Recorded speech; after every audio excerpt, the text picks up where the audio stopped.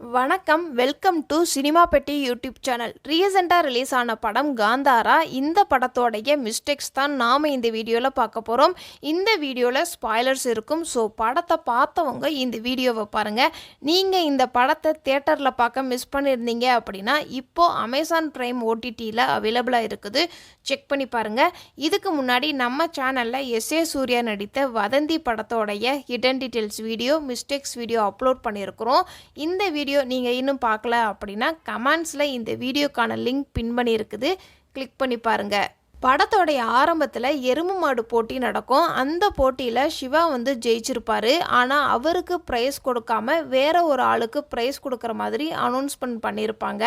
அப்போது 2 பேருக்குமே சண்டை நடக்கிற மாதிரி சீன் காமிச்சிருப்பாங்க.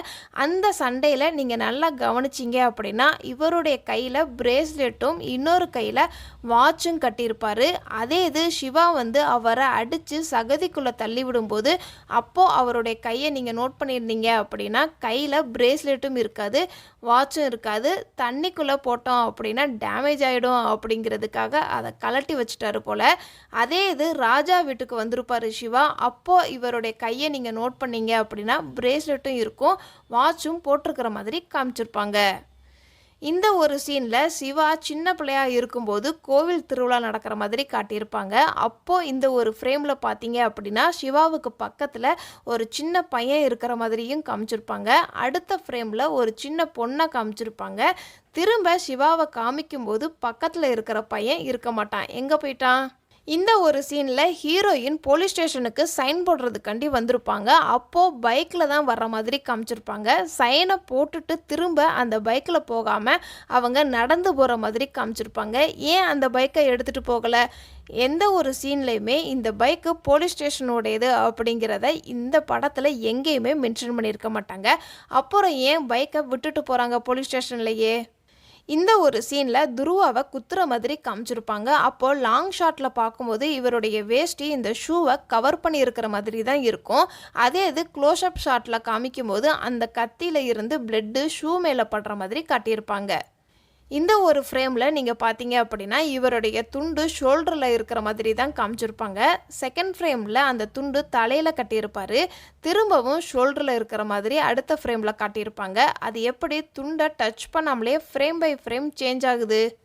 கிளைமேக்ஸ் சண்டையில் இந்த ஒரு சீனில் இவரை ஷூட் பண்ணுற மாதிரி காமிச்சிருப்பாங்க. இவரும் அடிபட்டு கீழே விழுவார். அப்போது நீங்கள் நோட் பண்ணீங்க அப்படின்னா கீழே விழும்போது பேண்ட்டு கிழிஞ்சிருக்கும். கிளைமேக்ஸ் சீனில் இந்த ஒரு சீனு செம்மையாக இருக்கும். தலையை 180 டிகிரியில் திருப்புற மாதிரி ஷாட் வச்சுருப்பாங்க. அப்போது நீங்கள் நோட் பண்ணீங்க அப்படின்னா தலையை திருப்புறதுக்குள்ளேயுமே சட்டையை திருப்பி போட்டிருக்கிறாங்க அப்படிங்கிறது நல்லாவே தெரியும்.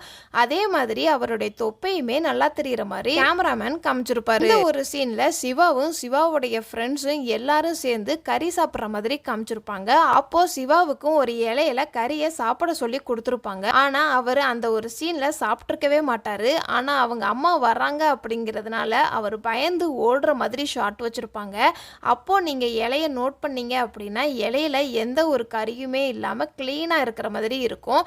அப்போ சிவாவுக்கு கொடுத்த சாப்பாடு என்னாச்சு? இந்த படத்தோடைய ஆரம்பத்தில் சிவாவுடைய அப்பா கோலா கட்டி ஆடுற மாதிரி காட்டியிருப்பாங்க. அப்போது இந்த ஒரு ஃப்ரேமில் சாமி குறி சொல்லும். இவருக்கு பின்னாடி இன்னொருத்தர் இவரை பிடிச்சிக்கிட்டு நிற்பார். சாமி குறி சொல்லும்போது அவர் நிற்கிற மாதிரி தான் ஷாட் வச்சுருப்பாங்க. ஆனால் அவர் ஸ்டூல் மேலே உட்காந்து தான் குறி சொல்லியிருப்பார். சாமி கோச்சிக்கிட்டு போகிற மாதிரி ஒரு ஷாட் இருக்கும். அப்போது நீங்கள் நோட் பண்ணீங்க அப்படின்னா சாமி ஓடும்போது ஸ்டூலையுமே சேர்த்து கவர் பண்ணியிருப்பார். சாமி வந்துருச்சு அப்படிங்கிறதுக்காக அந்த ஊர் மக்கள் ஸ்டூல்லாம் எடுத்து கொடுத்துருக்க மாட்டாங்க. அப்புறம் எப்படி இந்த ஸ்டூல் வந்துச்சு? இந்த ஒரு சீனில் கோலா கட்டி ஆடும்போது ஃபஸ்ட்டு ஃப்ரேமில் பன்றியோடைய முகத்தையும் சேர்த்து இதில் கட்டி ஆடுற மாதிரி காமிச்சிருப்பாங்க. அடுத்த ஃப்ரேம்லேயே அந்த பன்றியோட முகத்தோடைய கிரீடம் மட்டும் இருக்காது. அது எங்கே போச்சு? படத்துடைய ஆரம்பத்தில் ஒரு ராஜா நிம்மதியை தேடி வெளியில் கிளம்புவார். அப்போது கையில் எந்த ஒரு பேக்குமே இருக்காது. ஆனால் ஒவ்வொரு சீன் பை சீனுக்குமே அவருடைய காஸ்டியூம் மட்டும் சேஞ்ச் ஆகிக்கிட்டே இருக்கிற மாதிரி காட்டியிருப்பாங்க. இந்த காஸ்டியூம்லாம் எங்கேருந்து வந்துச்சு ராஜாவுக்கு? இதெல்லாம் இந்த படத்தில் நான் நோட் பண்ண சின்ன சின்ன மிஸ்டேக்ஸ். இதை தவிர நீங்கள் இந்த படத்தில் ஏதாவது நோட் பண்ணியிருந்தீங்கன்னா கமெண்ட்ஸை சொல்லுங்கள். டாடா பாய்.